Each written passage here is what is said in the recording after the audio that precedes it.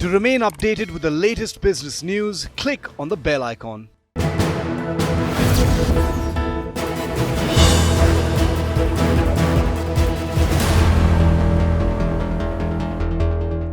Hello and welcome to this very special roundtable on the future of startups in association with Intel and Lenovo. Joining us for this discussion, we have Suresh Kolla, Chief Technology Officer at Care Health Insurance. I have with me as well Aman Singh, Advisor, Thomson Digital, and Suresh Kolla, as well as Karna Chokshi, Chief Operating Officer, Apna.co. So it promises to be a fantastic conversation.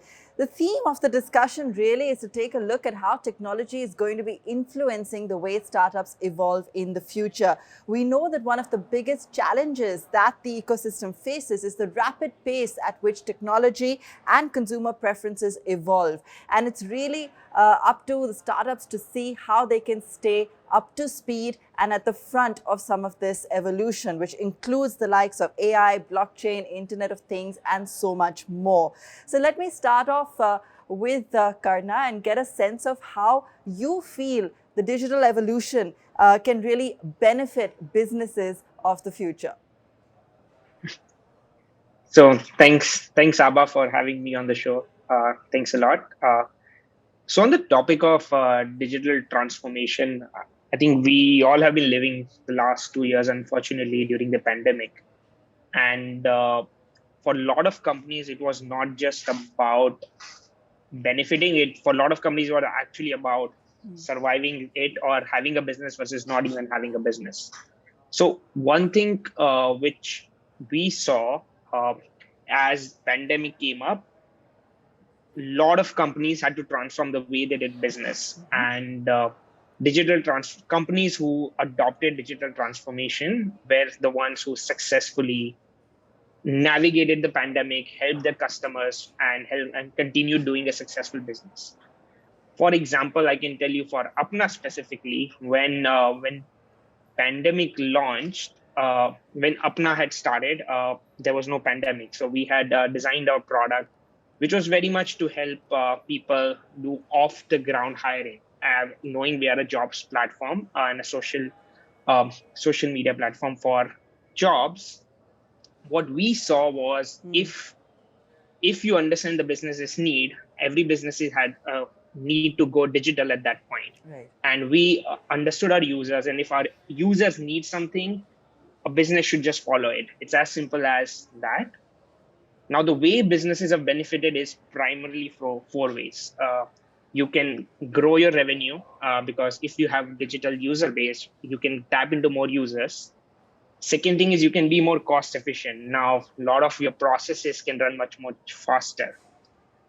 Third thing is you can even think of new business models which couldn't even exist if without the digital world. And lastly, your relationship with your user is way better. You know so much more about your user. You have way more data about your users to actually serve them. So it's in the best business interest of the companies to adopt digital transformation and look at these trends which are happening outside in the world. Okay.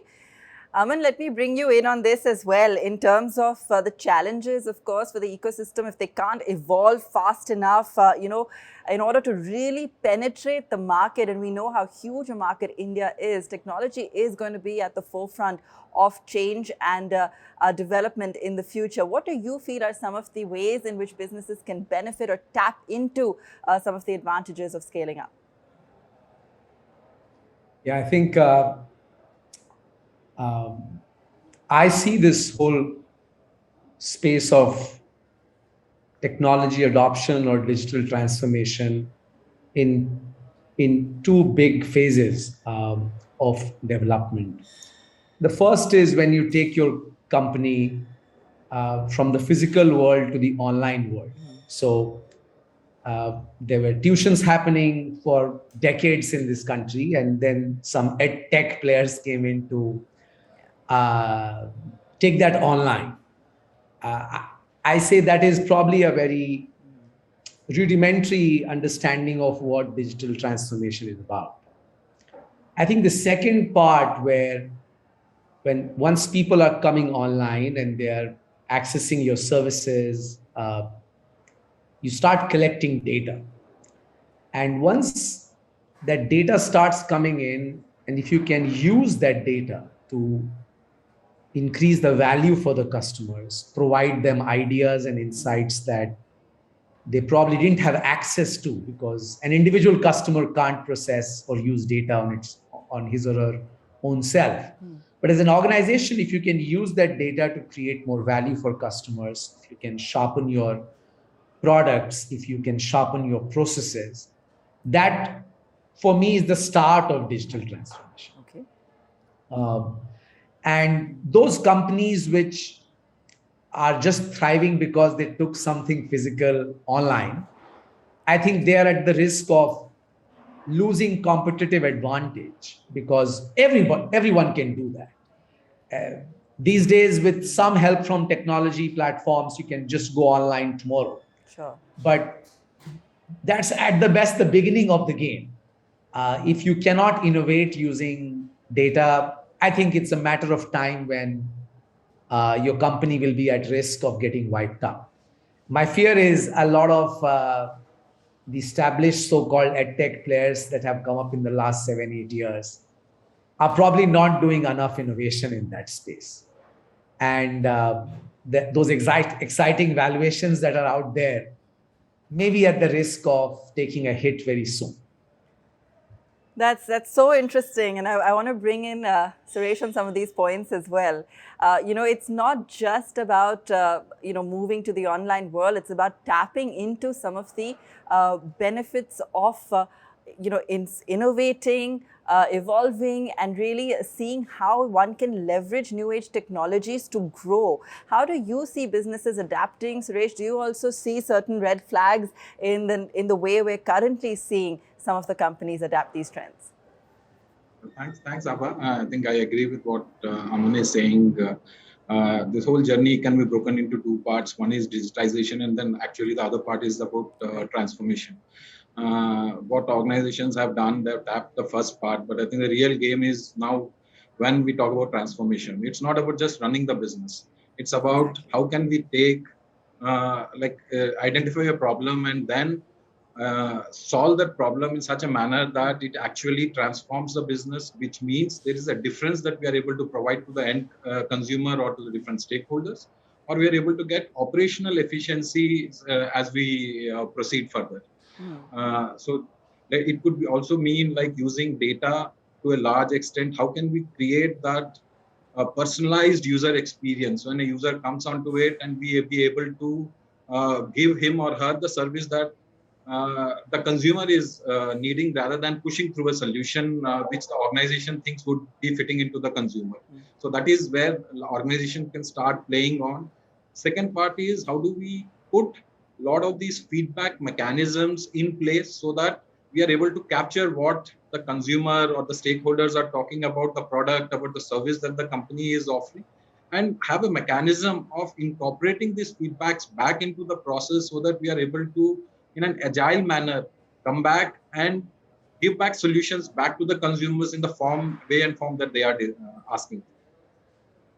Right.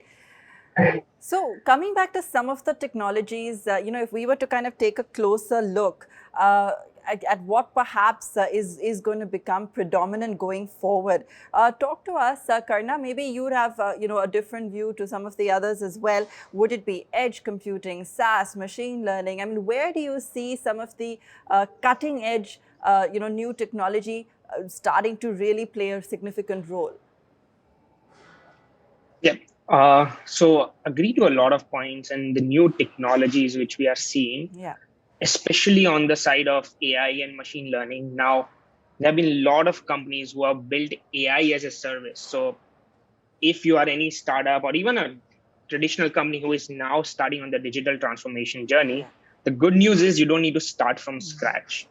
The whole ecosystem has evolved that you can literally pick a solution off the shelf based on the industry you are looking at, the case studies which has already been done. So what's happening is the solutions exist. Now AI solutions get better as they get more data.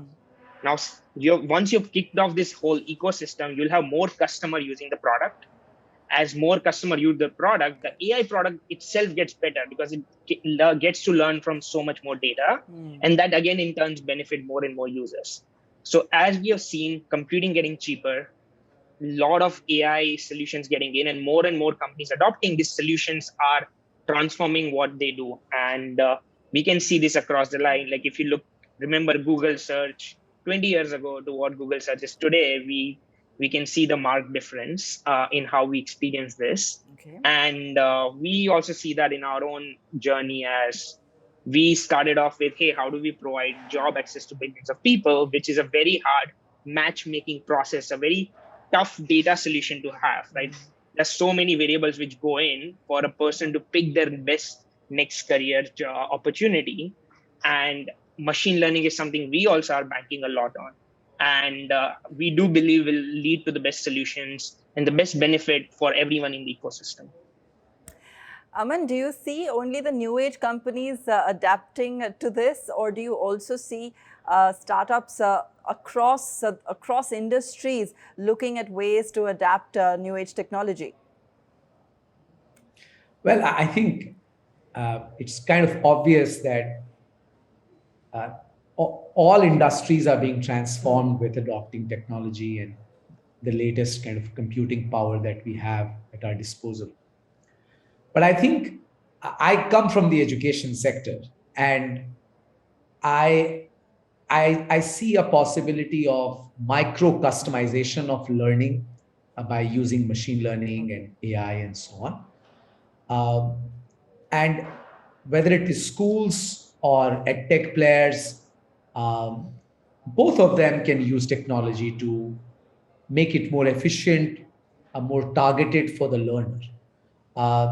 For example, a student, we all have been students, and we go through classrooms that sometimes we are bored with because we already understand the topic or the matter very well. And sometimes we are in a classroom where we can't even understand 10% of it because we haven't got some fundamentals right, which is related to that particular session. I think what technology can do, and particularly machine learning can do, is to bring me in those learning opportunities that are uniquely matched to my learning needs. So I should be targeted, I should be taught essentially those concepts that are uniquely problematic for me. And I should not be put through a classroom where I'm learning things that I don't need to learn.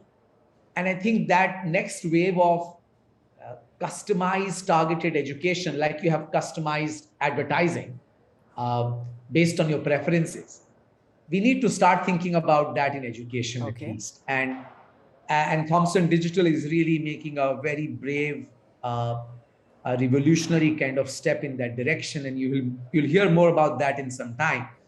But I see a huge impact in the future by using machine learning and AI in education. I'm afraid I'm not very familiar with all the sectors and how we can use it best, but I know the possibilities in education is immense. No, that's fantastic. It gives us an idea of how this is playing out in different industries. So let me bring Suresh in as well. Suresh, what do you see, around you and in terms of how you're implementing this as well?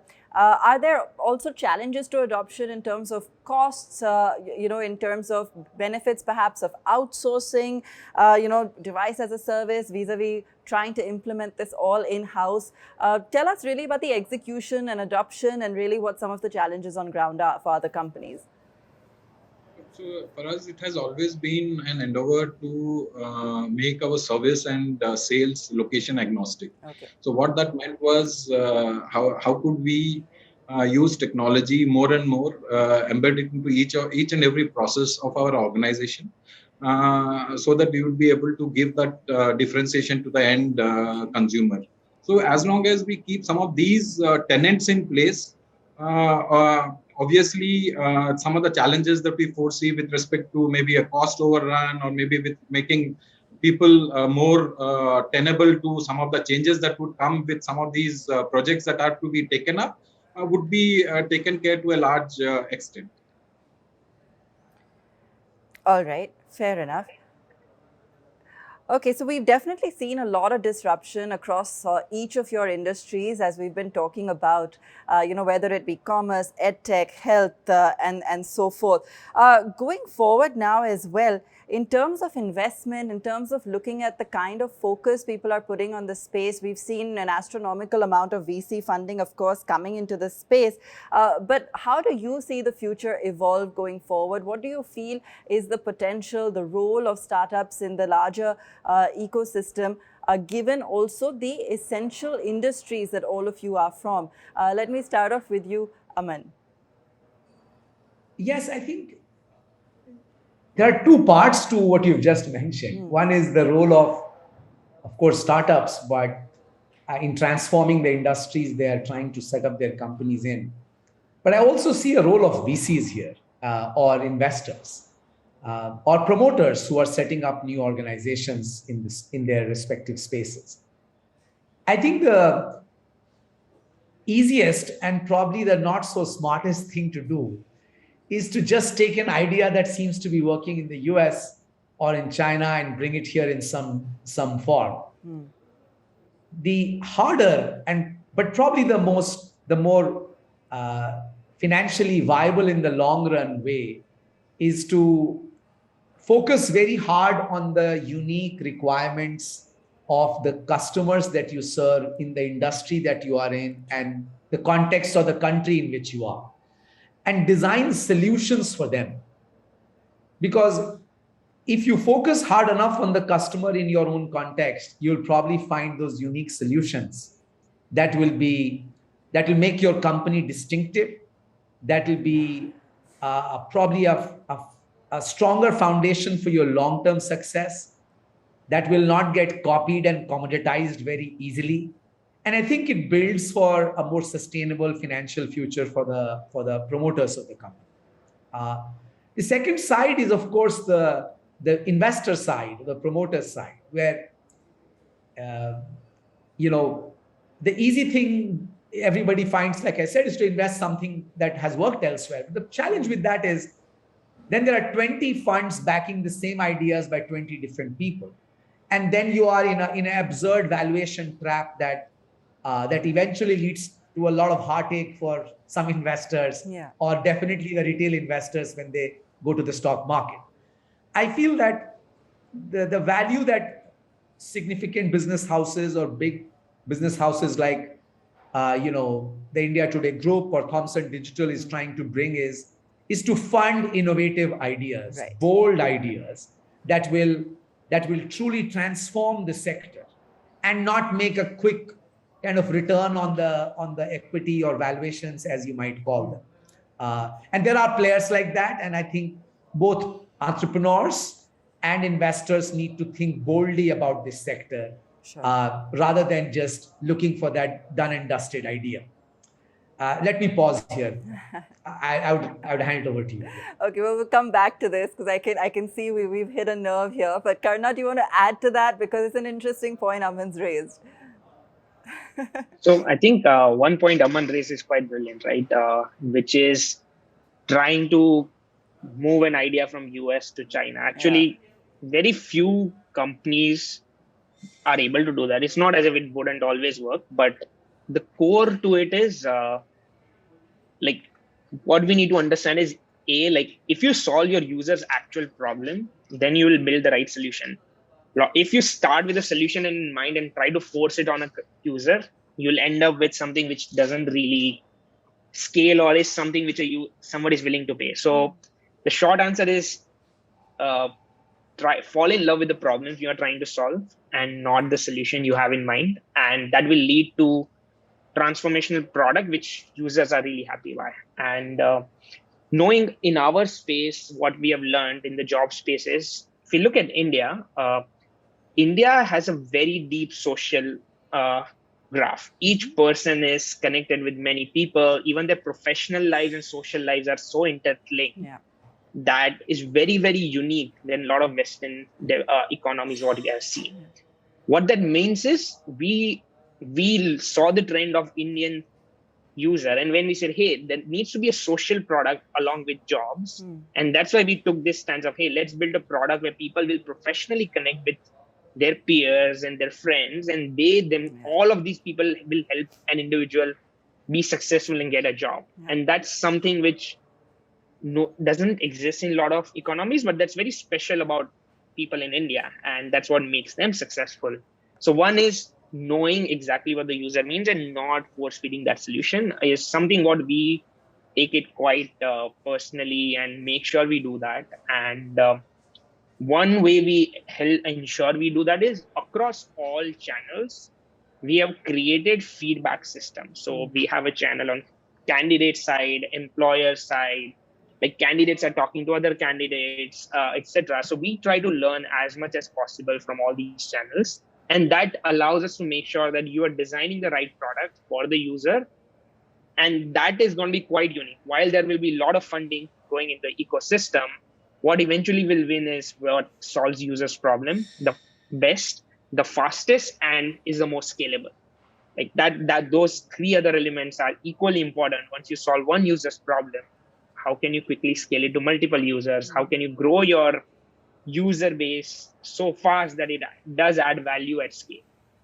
So that's something is going to be very important on how this industry will evolve. Like you need to build scale to have cost efficiency to be a more valuable product for the users as well. Absolutely.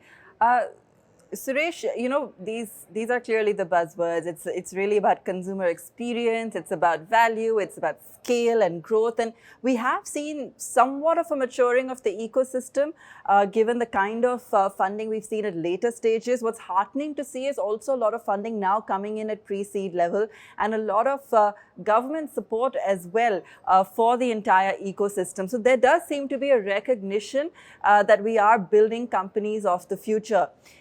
Tell us where, however, you also still feel the challenges remain, as Aman was also alluding to, and what you feel could further help to improve access, enablers for the industry.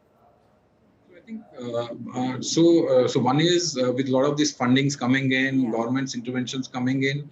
I think a lot of startups are coming in and they are trying to solve a particular problem. But at times, their reachability to the other organizations or the standard organizations which would try to latch on to these startups, those older enterprises which are finding it difficult to innovate, how could they leverage on these startups? So that industry connect between the startups and the enterprises, so that the problem that they are solving and the institution which is looking to solve the problem, if they can connect together in a easy methodology, easy manner, I think some of these challenges would start, some of these things would start getting addressed in a much faster manner. Okay. So that's a really interesting point as well, because it's more about these startups being the funnel for the old economy companies to really mature in this space, in the tech space, and see digital transformation. What about when it comes to the emphasis, and I ask you as industry experts as well, there's an increasing focus on social impact, governance, and so forth. How do you see this shaping up? Do you see it being actually on ground? Do you see now more and more focus, whether it be from VCs, whether it be from companies trying to adapt it in some way or the other, or do you see a limited scope? Because it really is the buzzword when we talk about ESG. Even when it comes to listed companies, there's starting to become a lot of talk and focus across the board on whether or not they're incorporating that. Let me come to you first, Karna.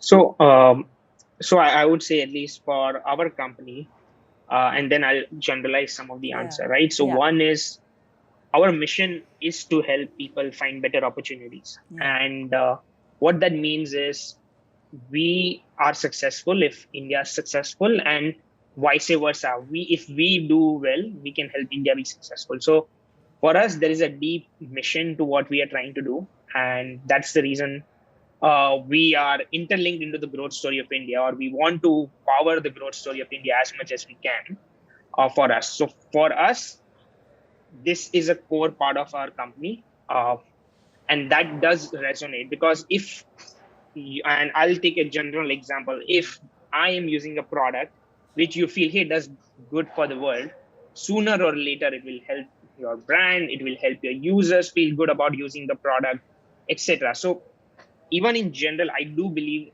products or companies which can drive social impact will have positive value to their brand, will make their customers feel happy using them. That said, it's a growing ecosystem. It will take time for certain industry who haven't spent time identifying how they drive impact. A lot of companies do drive impact across the board. It's just that a lot of companies are discovering that, and it's making it also a face of their company and identifying that. So I do believe in the long term, everyone will start focusing on how it also creates value for the country, the people, etc., and the society. Sure. Aman, you've touched upon a couple of times in the conversation the fact that some companies perhaps, I don't know if you were alluding to the fact that maybe they sour the sentiment for the rest of the ecosystem when we talk about valuations and the sharp come down that they're seeing. How do you feel that that's impacting things? Given that these are a select few, of course, enormous scale, but is it really going to be such a dampener for the rest of the ecosystem? Because couldn't one argue that a good business model will still prevail? Well, like you said, it's a complicated area, but I was reminded of this beautiful quote by Peter Thiel, who said that, genius is rare and smartness is rare, but courage is far more rare, right? Like I think Karan was talking about, or most entrepreneurs probably wish for, but it just doesn't happen. And I think as much as Karan is very optimistic about how India will focus more and more on social impact, the evidence seems to be pointing to something else, which is that to focus on social impact of the business that you're building needs courage and conviction in what you're building. And that conviction has to be backed by two parties. One is the entrepreneur who is willing to stick it out for the long term and will not make compromises in that journey. As more VC money comes in the organization and the pressure to scale up grows. And the second is the VC, that sometimes bold ideas with very significant social impact needs to be treated differently from your mainstream social media kind of entertainment ideas. Education, for example, healthcare, for example, they are not entertainment platforms. This is where people's life changes, transforms by, how the industry or the organizations engage with them. And I think both entrepreneurs and VCs need to anchor themselves on courage and conviction, and be a little more cautious and deliberate about how much return, how soon. Because it leads a trail of, it probably leaves a trail of destruction behind, as the companies grow, dissatisfied customers start piling up, dissatisfied, stressed employees start piling up. Growth is very important. No questions about that. Business models are important. But at what cost? Is it at the cost of employees losing their family and personal life and balance in their, personal professional life? Is it customers being jacked left, right, and center because you are chasing growth numbers? Right. And will you abort your innovative idea or a bold idea because now the fund wants you to do something else? Because the fund is looking at you as a portfolio company, and they might be investing in 10 different companies, and eventually all 10 will start looking similar. So it is also the test of the entrepreneur's conviction to stick it out and stay true to the idea and the mission that one has. Going back to the question, that you raised, I feel that, all these companies that have come up, they had a great business model, and that's why they had capital behind them. The challenge in all these cases is really that if you don't innovate rapidly on that idea is going to be copied 20 times, and you'll be left with no distinct competitive advantage. And all you're left with is to just pump in more money and keep scaling up the model. But guess what? There are 20 other startups now taking away your market share. So you have to constantly innovate. So business models that are true at a certain point of time become rapidly irrelevant within a few months or within probably 1 or 2 years. So if you can't build that edge continuously, you're probably destroying wealth and capital, but you don't realize that very soon. All right. Suresh, let me bring you in and, if you want to add to that. But I also wanted to, ask about the fact that, there has also been some debate about whether or not offline personal interaction, touch and feel is still going to matter, and if so, how much? We see so many companies going omni-channel, that becomes the buzzword now. But when we're talking about the digital age, transformation, the future, and the kind of innovation we're seeing across some of the industries all of you represent, how much of a role is the offline model really going to play in time to come? How do you see the future? Coming to the first part on the social impact, I think whenever we try to launch a product or a service in the market, we try to see as an end consumer, would I be taking that? So I'm saying, so in that way, we are trying to make it much more attuned to what the end consumer might be seeking in, and hence the products that we launch try to be much more in sync with what the customers would be wanting. But yes, effective way to measure social impact and unbiased way to measure social impact, if that comes in, obviously that would help in businesses in the long run would be able to mature in a much more steadier manner. To the other part of the question, looking at India, the kind of demography we have, A, B, C, D categories of cities that we look at, and the and our insurance industry that we are in, while increasingly organizations will have to be present in all the channels, because it's the organizations have to present the channel at which the consumer is expecting the service to happen. Omni-channel is playing a much more bigger role. It's not like that if the organization has launched a mobile app and they say this is the only instrument or device through which you can, the consumers can interact with the organization. This translates into, am I present in Facebook? Am I present in WhatsApp? I'm present in the different channels through which the consumer was expecting me to be present.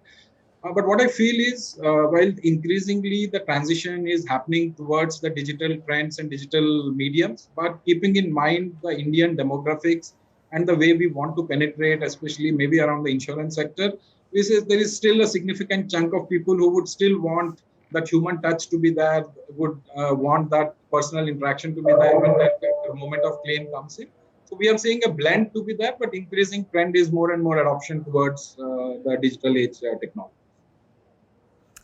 All right, gentlemen, thank you so much. You've all raised some very interesting points, as well as given us an insight on how companies like yours are really shaping the future and what we can envision in time to come. Let's hope it's all good and we don't see too many drastic events on the valuation side. Thank you all for your time today. Great chatting with you.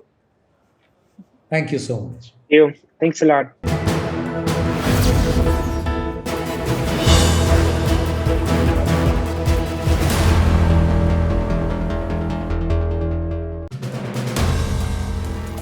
If you like the video, do like, comment, share and subscribe.